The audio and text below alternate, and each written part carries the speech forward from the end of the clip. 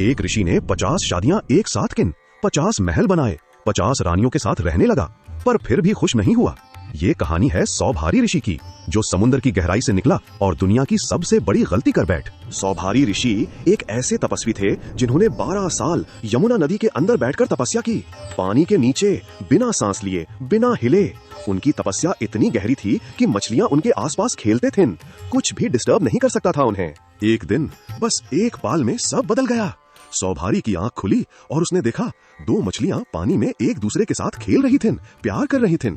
इस एक नजर ने सौभारी के अंदर एक आग जला दी, इच्छा की आग, कामना की आग, जो 12 साल की तपस्या एक पाल में जला के राख कर गई। सौभारी पानी से बाहर आया और सीधा राजा मानधाता के दरबार में पहुंचा। बोला, महाराज, मुझे तुम्हारी एक बेटी से शादी करनी है।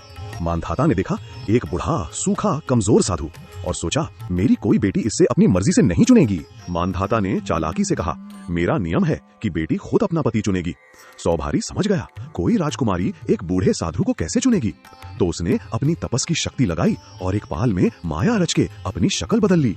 एक ऐसा सुंदर युवक बन गया कि देवताओं में भी ऐसा खूबसूरत कोई नहीं था।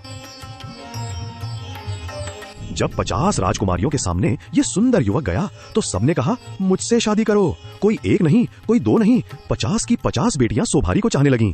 और सौभारी ने कहा, ठीक है, मैं सबसे शादी करूंगा। 50 शादियां एक साथ। सौभारी ने माया से 50 शानदार महल बनाए, हर रानी के लिए अलग महल, हर महल में हीरे जवाहरात, नौकर चाकर, बाग बगीचे। एक तपस्वी जो पानी में रहता था अब 50 महलों का मालिक बन गया। पर ये तो बस शुरुआत थी उसके गिरने की। पर जितना ज्यादा सौभारी को मिला उतनी ज्यादा इच्छा बढ़ी।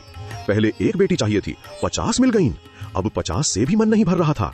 हर रानी के साथ और वक्त चाहिए, हर महल में और सजावट चाहिए। भूख मिटने के बजाय और बढ़ गई। ये काम की असली शक्ति है। एक दिन सौभारी रुका और सोचा, मैंने 12 साल पानी में तपस्या की, एक मछली देखी और सब खत्म। 50 शादियां, 50 महल, पर अंदर में वही खालीपन है जो पहले था।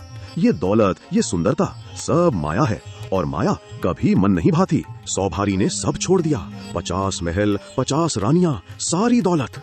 वो वापस जंगल में चला गया, पर इस बार एक नई समझ के साथ। पहले वो भागता था दुनिया से, अब वो समझता था दुनिया को, और इसी समझ ने उससे सच्चा मोक्ष दिया। सौभारी की कहानी सिखाती है, इच्छा कभी पूरी नहीं होती। एक चाहिए तो 2 चाहिए, 2 मिल गए तो 50 चाहिए। काम की आग को जितना घी डालोगे उतनी भड़केगी। असली सुकून बाहर नहीं मिलता, अंदर मिलता है। सब्सक्राइब करो कथा सागर और कमेंट में बताओ, तुमने कभी काम की आग को बढ़ते देखा है?